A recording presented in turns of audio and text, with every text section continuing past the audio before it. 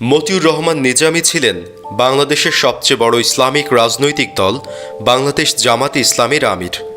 তিনি ছিলেন জামাতে ইসলামের সমর্থনে ১৯৯১ এবং ২০০১ সালে নির্বাচিত সংসদ সদস্য। বাংলাদেশ সরকারের কৃষি ও শিল্প মন্ত্রণালয়ের মন্ত্রী হিসেবে দায়িত্ব পালন করেন তিনি। The royal Islamic foundation study নামক প্রতিষ্ঠান থেকে প্রকাশিত বিশ্বের সবচেয়ে প্রভাবশালী ৫ জন মুসলমান ২০১৩ এবং ২০১৪ সালের সংস্করণ তালিকায় প্রভাবশালী রাজনৈতিক ব্যক্তি হিসাবে তিনি নামকরণ করেন। তবে সবকিছু অতীত হয়ে যায় যখন মানবতা বিরোধী অপরাধের দায়ে দোষী সাব্যস্ত হয়ে মৃত্যুদণ্ড আদেশ পাওয়ার পর ২০১৬ সালের ১১ মে রাতে ১২টা ১০ ঢাকার কেন্দ্রীয় কারাগারে তাকে ফাঁসিতে ঝুলিয়ে মৃত্যুদণ্ড কার্যকর করা হয়। ফাঁসি কার্যকরের আগে সরকারের জরুরি তলবে শেষবারের মতো নিজামের পরিবার যখন তার সাথে সাক্ষাতে যায়, তখন তিনি রজনীগন্ধা সেলের মধ্যে ছিলেন। সেলের সর্বদক্ষিণ কক্ষ ৮ নম্বর কক্ষে তিনি ছিলেন। রুমটি জানালাবিহীন, দৈর্ঘ্যে প্রস্থে আনুমানিক ৮x৮ ফিট, একদিকে লোহার গরাদ দিয়ে ঘেরা এবং এর সামনে ছোট একটি আধো অন্ধকারাচ্ছন্ন প্রাঙ্গণ। রুমের ভেতরে একটি সবুজ জায়নামাজে বসে তিনি উল্টো দিকে কেবলামুখী হয়ে দোয়া করছিলেন।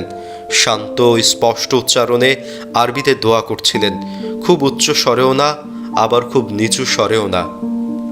প্রতিটি বাক্যের মাঝে স্বভাবসুলভ একটি বিরতি।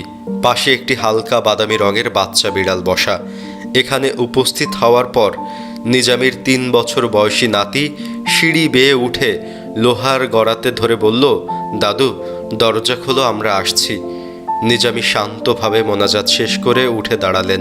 তারপর পরিবারের সদস্যদের লোহার গড়াতের কাছে এসে বললেন, তোমরা আসছো, এটাই তাহলে শেষ দেখা। অতঃপর শিকের ওপার থেকে সবার সাথে হাত মিলালেন। নিজামীর পরনে ছিল সাদা রঙের পাঞ্জাবি আর লুঙ্গি। গ্রীষ্মের ভ্যাপসা গরম আর জানালাবিহীন হওয়ায় পাঞ্জাবিটি ঘামে ভেজা, কিন্তু মুখটা প্রশস্ত, কষ্ট বা উদ্বেগের লেশ মাত্র নেই। দেখে কে বলবে একটু পরে তার ফাঁসি হবে। এই সময় সেখানে এক আবেগঘন পরিবেশের সৃষ্টি হয়। নিজামী তার স্ত্রীকে বলেন, আজ থেকে তুমি আমার সন্তানদের বাবা মা দুটোই। তোমার মাঝে যেন ওরা আমাকে দেখতে পায় এবং তুমিও আমাদের সন্তানদের মাঝে আমাকে খুঁজে পাবে। অতঃপর তিনি তার সন্তানদের উদ্দেশ্য করে বলেন, তোমরা ভাই বোনেরা মিলেমিশে থাকবে, আল্লাহ ও রাসূল সাল্লাল্লাহু আলাইহি ওয়াসাল্লামের পথে চলবে, মায়ের খেদমত করবে।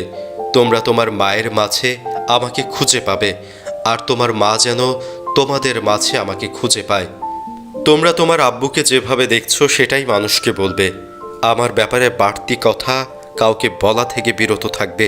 তিনি আরও বলেন, আমার বয়স এখন ৭৫ বছর। আমার সহকর্মী অনেকে এখনও আমার মতো লম্বা হায়াত লাভ করেনি।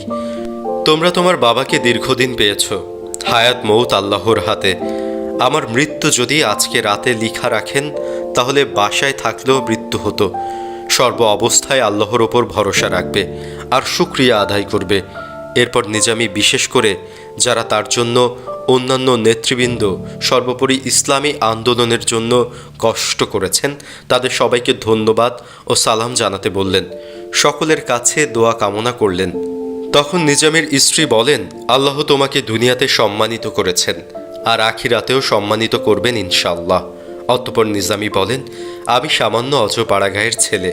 আল্লাহর রহমতে আমার জন্য পুরো দুনিয়া ও বড় বড় আলেমরা উদ্বেগ প্রকাশ করেছে ও দোয়া করেছেন। আমার মুক্তির ব্যাপারে ওআইসিতে আলোচনা হবে দেখে কেউ না কেউ ওআইসি সম্মেলনে যায়নি। এগুলো তো বড় সৌভাগ্যের ব্যাপার। এমন অবস্থায় তার সন্তানেরা বলে, আমাদের জন্য কাল কিয়ামতের দিনে আল্লাহর কাছে সুপারিশ করবেন যেন আমরা জান্নাতে যেতে পারি। জবাবে তিনি বলেন, তোমরা জান্নাতে যাওয়ার মতো আমল করো, তাহলে ইনশাআল্লাহ জান্নাতে যেতে পারবে। এরপর নিজামী সন্তানদের অনুরোধে আল্লাহর কাছে দুহাত তুলে দোয়া করেন। ঘণ্টাখানিক এই মোনাজাত পর্ব স্থায়ী হয়। আল্লাহর প্রশংসা ও নবী সাল্লাল্লাহু আলাইহি ওয়াসাল্লামের প্রতি দুরূদ পাঠ করার পর প্রথমে প্রায় ২০ মিনিট রাসূল সাল্লাল্লাহু আলাইহি ওয়াসাল্লামের শিখিয়ে দেওয়া মাসলুল দোয়াগুলো পাঠ করেন। নিজামীর সুযোগ ছিল রাষ্ট্রপতির কাছে ক্ষমা চাওয়া নিয়ে কালক্ষেপণ করার। এই সুযোগ তিনি নেননি বলতে আল্লাহ তাআলাই মনে হয় এমনটা চাননি। কেননা মৃত্যুর সময় আল্লাহ কর্তৃক নির্ধারিত, তা আমরা সবাই জানি। সেদিন তিনি দেখিয়েছিলেন অন্তরে সে বিশ্বাসকে ধারণ করে কিভাবে মৃত্যুকে আলিঙ্গন করতে হয়। সাক্ষাতের শেষের শুরুর দিকে নিজামী বলেন, আমার ওসিয়তগুলো আমার লেখা বইগুলোতে পাবে, বিশেষ করে জেলে বসে লেখা 2টি বই। কোরআন হাদিসের আলোকে রাসূল সাল্লাল্লাহু আলাইহি ওয়াসাল্লাম ও আদাবের জিন্দেগি এবং আগে লেখা বই কোরআনের আলোকে মুমিনের জীবন, এই বইগুলো তিনি পড়তে বলেন। শেষ পর্যায়ে নিজামী তার পরিবারকে জিজ্ঞাসা করলেন, দাফন করতে সাথে কে কে যাবে? নিজামীর মেজ ছেলে ডাক্তার নাইম খালেদ বলেন, আমি আর মোমেন যাব। তিনি তার স্বভাব সুলভ ভঙ্গিতে সাবধানে যেতে বললেন, আর মিঠু নামের একজনকে সাথে রাখতে বললেন। তার স্ত্রীকে রাতে সাথে যেতে মানা করলেন। ছেলে ব্যারিস্টার নাজিব মোমেনকে জানাজার নামাজের ইমামতি করতে বললেন। মোমেন প্যান্ট শার্ট পরেছিল, তিনি বললেন পাঞ্জাবি পরে জানাজা পড়াতে। সবশেষে নিজামী তার বড় মেয়ে মহাসিনাকে বললেন, আম্মু, আমি তোমাকে নিয়ে বেশ চিন্তিত। তুমি আমার মা, আমার সবচেয়ে বড় সন্তান। তোমার মুখে আমি প্রথম আব্বু ডাক শুনেছি। তুমি শান্ত থেকো। তার স্ত্রীকে আবারও বললেন, আমার সোনার টুকরা 6 ছেলে মেয়েকে রেখে গেলাম, তুমি এদের মাঝে আমাকে খুঁজে নিবে। তোমরা যাও, আমি তোমাদের যাওয়া দেখি। পরিবারের সাথে শেষ সাক্ষাতের সময় সবাইকে নিয়ে মোনাজাত শেষে নিজামী তার ছেলে নাজিম মোমেনকে জিজ্ঞাসা করলেন, তিনি ফাঁসির মঞ্চে লুঙ্গি পরে নাকি পাঞ্জাবি পাজামা পরে যাবেন? মোমেন বললেন, পাঞ্জাবি পাজামা পরেই যাবেন। পরিবারের সদস্যদের বিদায় দিয়ে মহান রবের কাছে যাওয়ার জন্য প্রস্তুতি নিতে থাকেন নিজামী। জল্লাদরা যখন তার কক্ষের সামনে যায় তিনি বললেন, আমি প্রস্তুত, ভিডিওটি শেষ করব, কিন্তু তার আগে নিজামীর শেষ মোনাজাতটা জানিয়ে দেব। মোনাজাতে তিনি বলেছেন, হে আল্লাহ, আমি তোমার এক নগণ্য গুনাহগার বান্দা। তুমি আমায় যতটুকু তোমার দিনের খেদমত করার তৌফিক দিয়েছ তা মেহেরবানি করে কবুল করে নাও। আমাকে ইসলাম ও ইমানের উপর জীবনের শেষ মুহূর্ত পর্যন্ত টিকে থাকার তৌফিক দাও, আর শাহাদাতের মৃত্যু দান করো। হে আল্লাহ, তুমি আমাকেও আমার বংশধরদেরকে নামাজ কায়েমকারী বানাও, আর আমাকে, আমার পিতা মাতাকে আর সকল মুমিনদের কাল কিয়ামতের দিন ক্ষমা করো। হে আল্লাহ, আমাদের পরিপূর্ণ ঈমান দান করো, তোমার উপর সত্যিকারের ভরসা করার তৌফিক দান করো। আমাদের জিহ্বাকে তোমার সর্বক্ষণে জিকির পাকে অভ্যস্ত বানাও। আমরা তোমার কাছে তোমার ভয়ে ভীত সন্ত্রস্ত। উপকারী জ্ঞান, হালাল উপার্জন, সুস্থ বুদ্ধি ও দিনের সঠিক বুঝ চাচ্ছি। হে আল্লাহ, আমাদের মৃত্যুর পূর্বে তওবা করার তৌফিক দাও। মৃত্যুর সময় আরাম দান করো। মৃত্যুর পরে তোমার ক্ষমা লাভ করার তৌফিক দাও ও দোজখের আগুন থেকে রক্ষা করো। শেষ দোয়াতে তিনি আরও বলেন, হে আল্লাহ, তোমার হালালকৃত জিনিসের মাধ্যমে হারাম জিনিস থেকে বাঁচার তৌফিক দাও। তোমার আনুগত্যের মাধ্যমে তোমার নাফরমানি থেকে বেঁচে থাকার তৌফিক দাও। আমাদেরকে তুমি ছাড়া আর কারো কাছে মুখাপেক্ষী করো না। আল্লাহ, তোমার নূর দিয়ে আমাদের হেদায়েত দান করো। আমাদের সকলের গুনার খাতা তোমার সামনে পরিষ্কার। তোমার কাছে ক্ষমা চাচ্ছি আর তোমার নিকট আশ্রয়ের প্রার্থনা করছি। ইয়া হান্নান ইয়া মান্নান।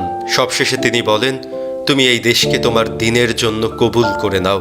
এই দেশের জন্য শান্তির ফয়সালা করে দাও। এই দেশকে গুম, খুন, রাহাজানি, আধিপত্যবাদীদের হাত থেকে রক্ষা করো।